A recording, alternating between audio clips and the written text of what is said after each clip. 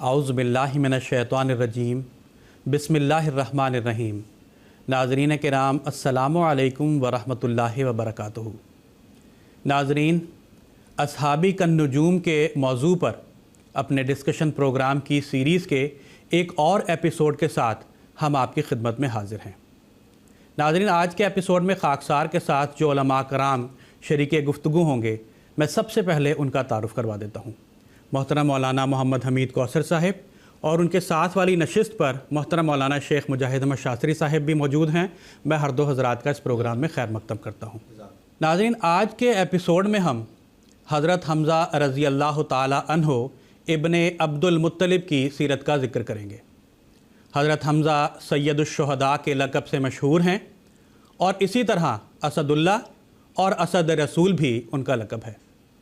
حضرت حمزہ رضی اللہ تعالی عنہ سردار قریش حضرت عبد المطلب کے صاحبزادے اور رسول اللہ صلی اللہ علیہ وسلم کے چچا تھے۔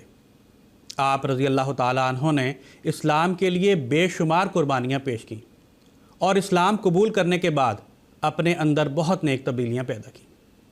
ناظرین، اس مختصر سی تمہید کے بعد خاکسار آج کے اس پروگرام کا سب سے پہلا سوال محترم مولانا محمد حمید کوثر صاحب سے یہ کرنا چاہتا ہے کہ حضرت حمزہ رضی اللہ تعالیٰ عنہ کے خاندان، آپ کے ازواج اور آپ کی اولاد کے متعلق کچھ تفصیل بیان فرمائیں۔ حضرت حمزہ رضی اللہ تعالیٰ عنہ سیدنا حضرت محمد صلی اللہ علیہ وسلم کے چچا تھے اور رضاعی بھائی بھی تھے۔ ایک ہی لونڈی سے دونوں نے دودھ پیا تھا، اور بعض روایات کے مطابق آپ رسول کریم صلی اللہ علیہ وسلم سے 4 سال بڑے تھے، بعض روایت کے مطابق آپ 2 سال بڑے تھے۔ آپ قریش کے قبیلے سے تعلق رکھتے تھے اور قریش کے بارے میں بالاتفاق یہ معروف ہے کہ یہ حضرت اسماعیل علیہ السلام کی اولاد میں سے ہیں، ان کی نسل میں سے ہیں۔ حضور صلی اللہ علیہ وسلم کے چچا حضرت عباس رضی اللہ تعالیٰ عنہ کو اسلام قبول کرنے کی توفیق ملی اور حضرت حمزہ کو اسلام قبول کرنے کی توفیق ملی، مگر ایک چچا ایسے تھے ابو لہب جنہوں نے اسلام کی مخالفت کے لیے ہر ممکن کوشش کی۔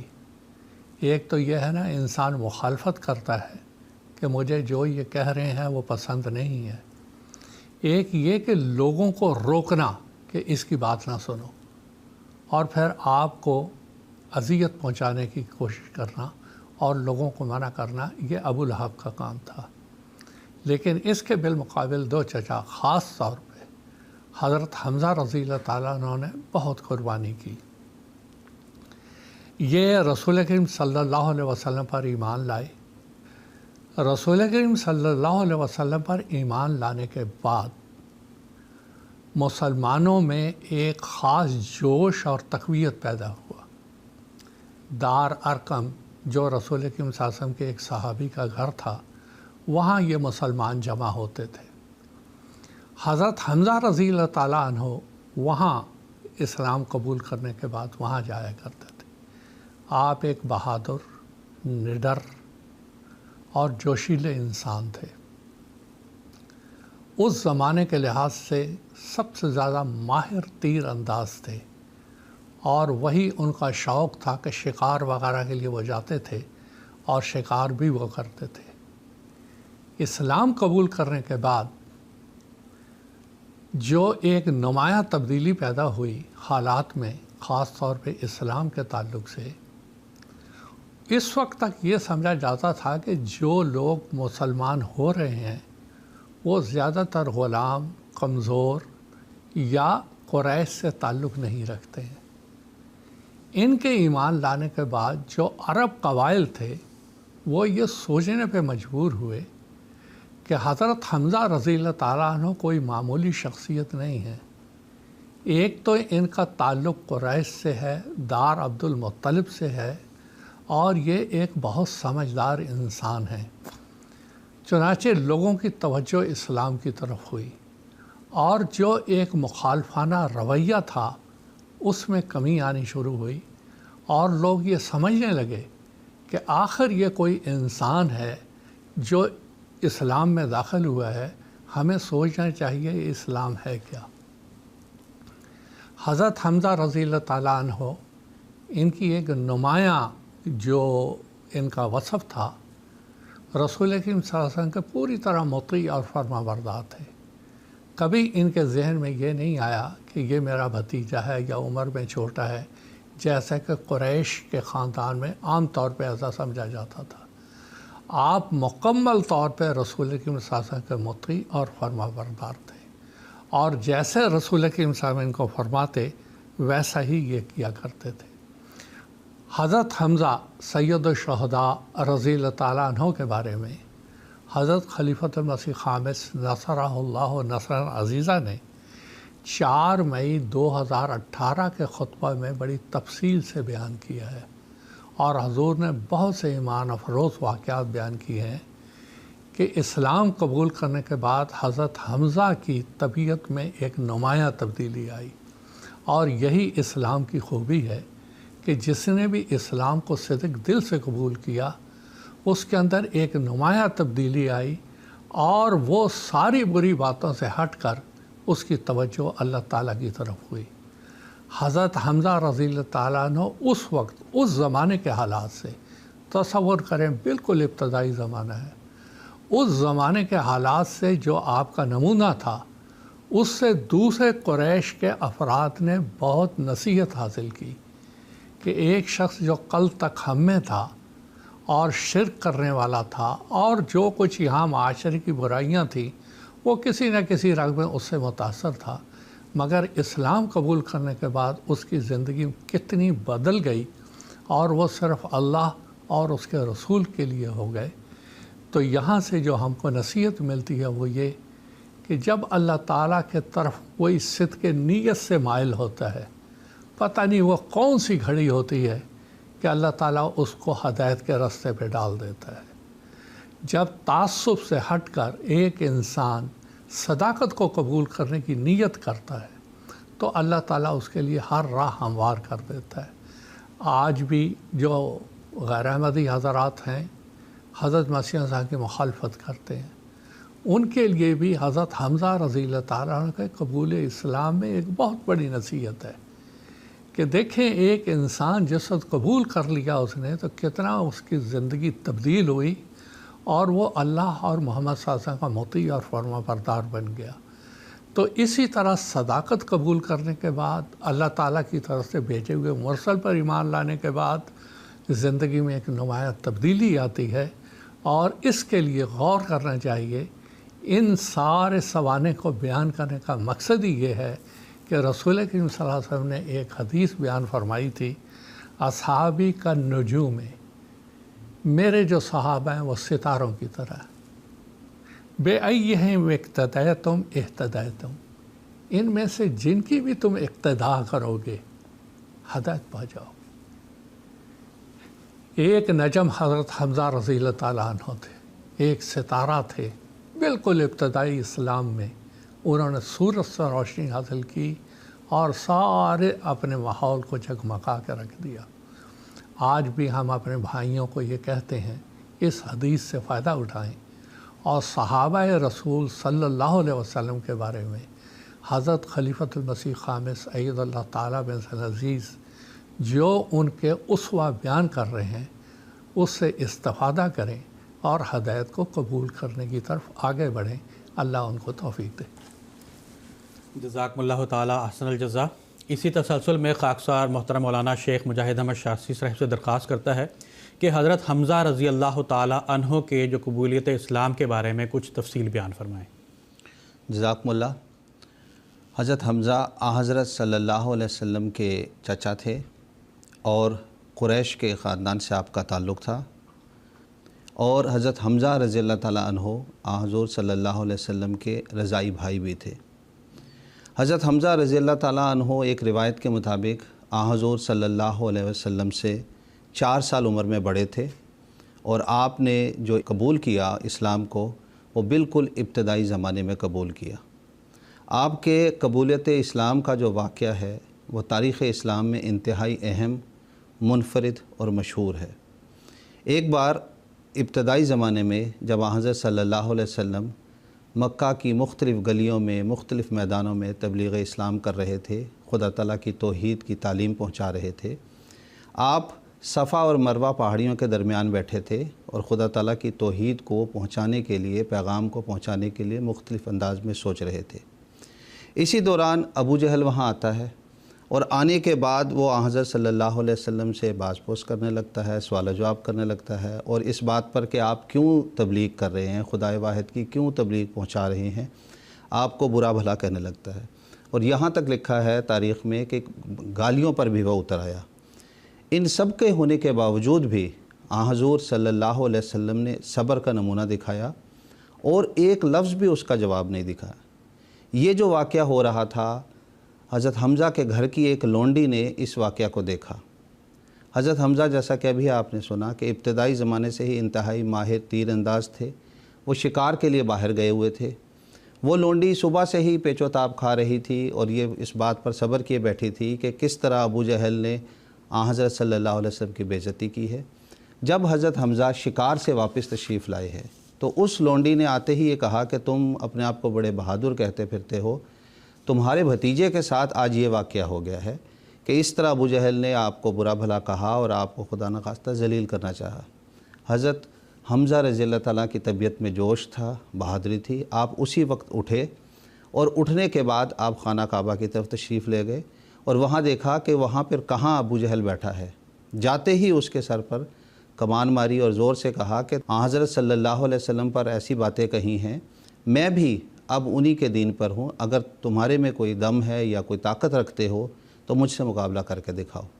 ابو جہل کے ساتھی مقابلہ کرنے کے لیے اٹھے، لیکن ابو جہل نے خود روک دیا کہ نہیں، مجھ سے زیادتی ہو گئی۔ حضرت مسلم موعود رضی اللہ تعالیٰ عنہ نے حضرت حمزہ کے اس عظیم الشان واقعہ کے حوالے سے حضرت صلی اللہ علیہ وسلم کی زندگی کے واقعات سے جو نتیجے اخذ کیے ہیں، اس میں خاص طور پر حضرت حمزہ کے قبولیت اسلام کے حوالے سے آپ نے بیان فرمایا کہ جس دن حضرت صلی اللہ علیہ وسلم نے صفا اور مروہ کے اس جگہ پر ابو جہل کی زیادتیوں کے نتیجے میں صبر کا نمونہ دکھایا تو عرش کے خدا نے اس بات کا اعلان کیا کہ الیس اللہ بے کافن عبدہ، یعنی کیا اللہ اپنے بندے کے لیے کافی نہیں ہے؟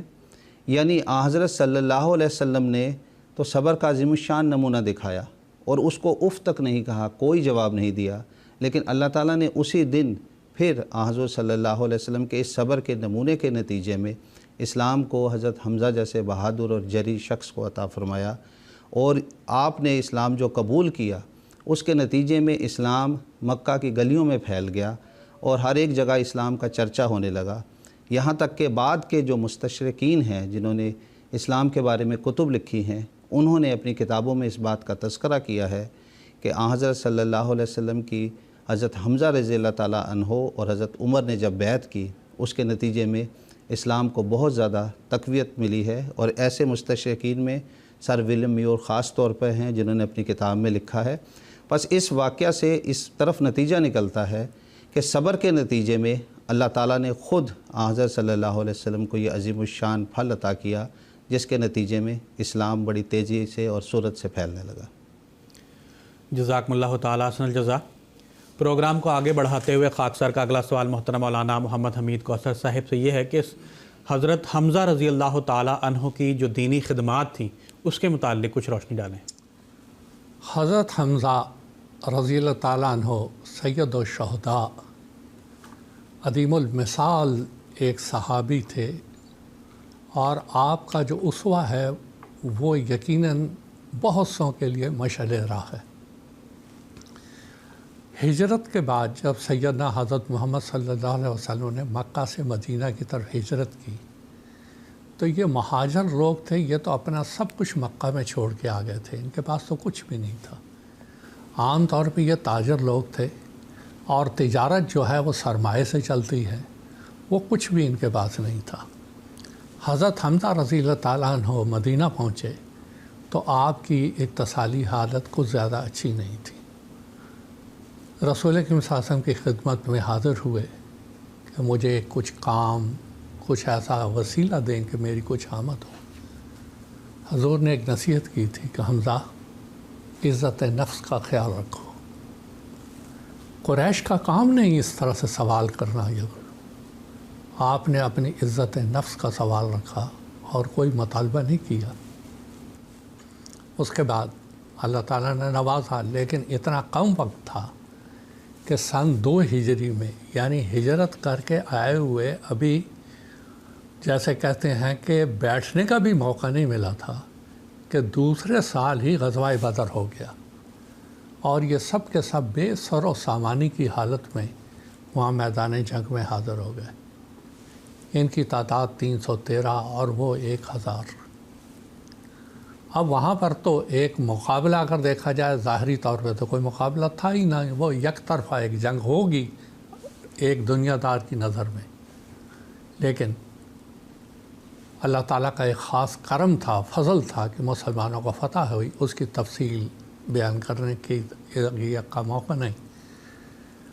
حضرت محمد صلی اللہ علیہ وسلم نے حضرت حمزہ رضی اللہ تعالیٰ عنہ کو صف آرائی وغیرہ کے لیے مقرر کیا، اور جو مبارزہ ہوتا ہے اس میں بھی ان کا مقابلہ عتبہ سے ہوا تھا، اور ایک ہی بار میں آپ نے اس کا کام تمام کر دیا تھا۔ بڑے ماہر فن تھے یہ، قتال کے، جدال کے، تیر اندازی تھی ان کی۔ وہاں حضور صلی اللہ علیہ وسلم کی ہدایت کے مطابق جو انہوں نے خدمت انجام دی، وہ مسلمانوں کو کس طرح ترتیب دینا ہے وہ کام کیا، اور اس کے نتیجے میں اللہ تعالیٰ نے مسلمانوں کو فتح دی۔ یہ تو ایک پہلی بات تھی۔ دوسرا غزوہ احد، جس میں حضرت حمزہ رضی اللہ تعالیٰ عنہ کی شہادت ہوئی، اس میں بھی جو مقابلہ تھا وہ قریش کی تعداد بہت زیادہ تھی، اور جدید اسلحہ سے وہ مسلح تھے، جبکہ مسلمانوں کے پاس یہ تعداد نہیں تھی، 700 کی تعداد تھی۔ بہرحال وہاں بھی صف آرائی کا کام حضرت حمزہ رضی اللہ تعالیٰ عنہ نے کیا، اور بہت اچھے طریقے سے مسلمانوں کی جو جنگی لحاظ سے ایک منصوبہ بندی ہو سکتی ہے وہ آپ نے کی، اور لازمی بات ہے یہ سارا حضور صلی اللہ علیہ وسلم کے مشورہ سے آپ کے ہدایات کے مطابق ہوتا تھا۔ بہرحال وہ ہوا، اور تھوڑی ہی دیر میں اللہ تعالیٰ کے فضل سے مسلمانوں کو جنگ میں نمایاں کامیابی ہوتی ہوئی نظر آئی، اور یہ ہو رہی تھی۔ یہ آپ کی دوسری بہت بڑی خدمت تھی۔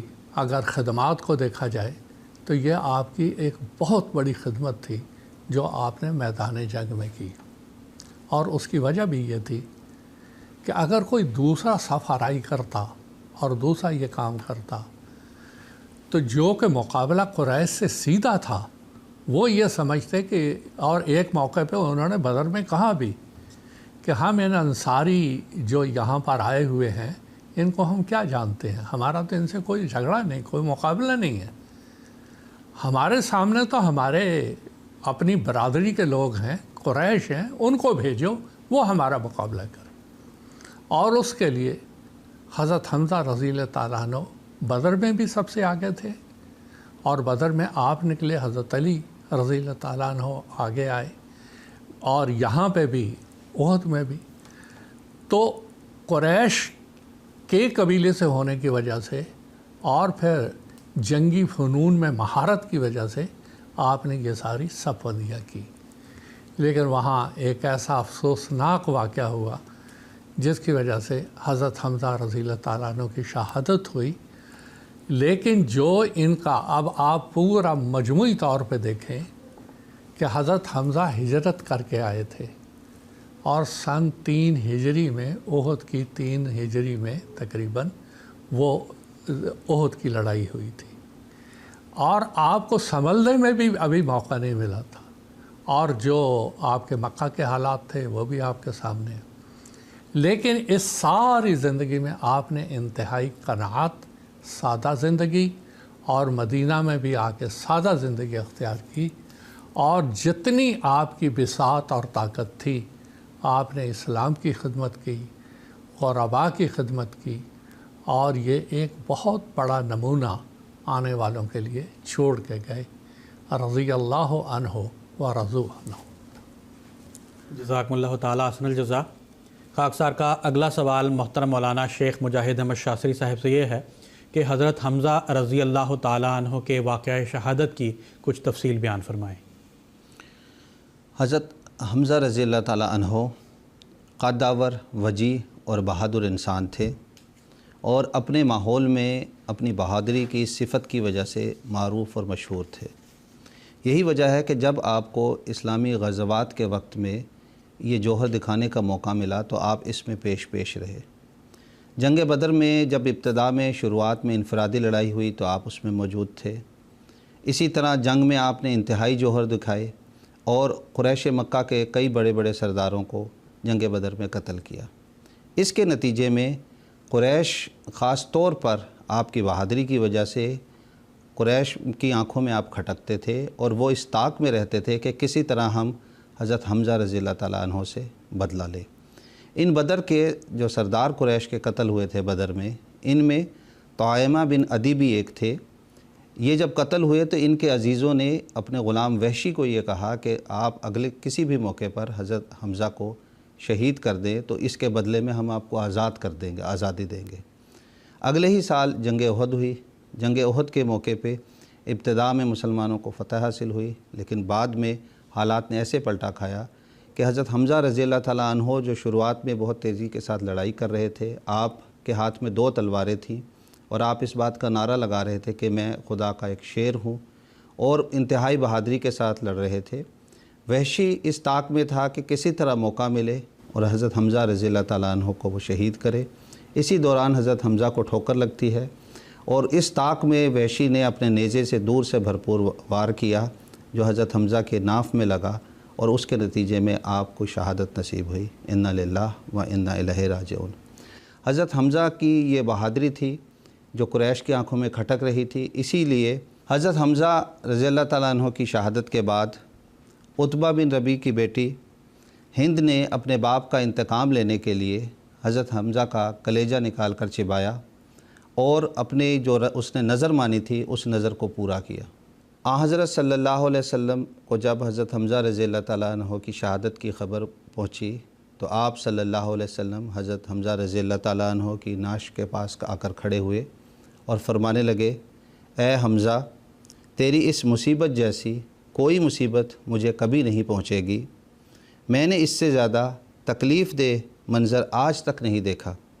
پھر آپ صلی اللہ علیہ وسلم نے فرمایا، جبرائیل نے آ کر مجھے خبر دی ہے کہ حمزہ بن عبد المطلب کو 7 آسمانوں میں اللہ اور اس کے رسول کا شعر لکھا گیا ہے۔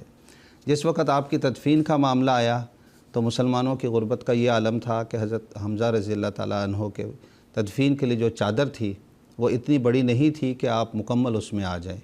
جب آپ کو سر کی طرف سے ڈھانپا جاتا تھا تو پیر کھلے رہ جاتے، پیروں کی طرف سے ڈھانپا جاتا تو سر کھلا رہ جاتا۔ پھر آخر میں یہ فیصلہ کیا گیا کہ آپ کو سر کی طرف سے ڈھانپ دیا جائے اور پیروں پر گھاس رکھ دی گئی۔ حضرت حمزہ رضی اللہ تعالیٰ عنہ کی یہ شہادت جو تھی، اس کے نتیجے میں تمام مسلمانوں میں ایک غم کی لہر پھیل گئی، اور مدینہ میں یہ غم ہر ایک صورت پھیلتا رہا۔ بلکہ اس وقت کے جو شعراء تھے، حضرت کعب بن مالک رضی اللہ تعالیٰ عنہ اپنے ایک مرثیہ میں بیان فرماتے ہیں کہ میری آنکھیں آنسو بہاتی ہیں، اور حمزہ کی موت پر انہیں رونے کا بجا طور پر حق بھی ہے، مگر خدا کے شعر کی موت پر رونے دھونے اور چیخ و پکار سے کیا حاصل ہو سکتا ہے؟ وہ خدا کا شعر حمزہ کہ جس صبح وہ شہید ہوا، دنیا کہہ اٹھی کہ شہید تو یہ جواں مرد ہوا ہے۔ پس جس طرح کہ ہم سب جانتے ہیں کہ شہید ہمیشہ زندہ رہتے ہیں، حضرت حمزہ رضی اللہ تعالیٰ عنہ تاریخ اسلام میں ہمیشہ زندہ ہیں، اور آپ کی بہادری، آپ کی خدمات اور اسلام کے لیے آپ کی قربانیاں ہمیشہ زندہ رہیں گی، جو ہمارے لیے ایک قابل تقلید نمونہ ہے، جو ہمیں اس بات کی نشاندہی کر رہی ہیں کہ ہم بھی آپ کے اس اسوہ کو اختیار کریں اور اسلام کے لیے اپنی جان مال کی قربانی سے کبھی بھی دریغ نہ کریں۔ جزاکم اللہ تعالیٰ حسن الجزا۔ ناظرین، اس کے ساتھ ہی ہمارے آج کے اس پروگرام کے اختتام کا وقت ہوا چاہتا ہے۔ پروگرام کے اختتام پر خاکسار سیدنا حضرت اقدس مسیح موعود علیہ السلام کا ایک اقتباس پیش کرے گا۔ سیدنا حضرت مسیح موعود علیہ السلام فرماتے ہیں، انصافاً دیکھا جاوے کہ ہمارے ہادی اکمل صلی اللہ علیہ وسلم کے صحابہ رضوان اللہ علیہم اجمعین نے اپنے خدا اور رسول کے لیے کیا کیا جانثاریاں کیں، جلا وطن ہوئے، ظلم اٹھائے، طرح طرح کے مصائب برداشت کیے، جانیں دیں، لیکن صدق و وفا کے ساتھ قدم مارتے ہی گئے۔ پس وہ کیا بات تھی کہ جس نے انہیں ایسا جانثار بنا دیا؟ وہ سچی الہی محبت کا جوش تھا جس کی شعاع ان کے دل میں پڑ چکی تھی۔ اس لیے خواہ کسی نبی کے ساتھ مقابلہ کر لیا جاوے، آپ صلی اللہ علیہ وسلم کی تعلیم، تزکیہ نفس، اپنے پیروں کو دنیا سے متنفر کرا دینا، شجاعت کے ساتھ صداقت کے لیے خون بہا دینا، اس کی نظیر کہیں نہ مل سکے گی۔ یہ مقام حضرت صلی اللہ علیہ وسلم کے صحابہ کا ہے۔ ملفوظات جلد نمبر 1 صفحہ نمبر 42-43۔ ناظرین، اس کے ساتھ ہی ہمارا آج کا یہ پروگرام اختتام پذیر ہوتا ہے۔ اجازت دیجیے۔ السلام علیکم ورحمۃ اللہ وبرکاتہ۔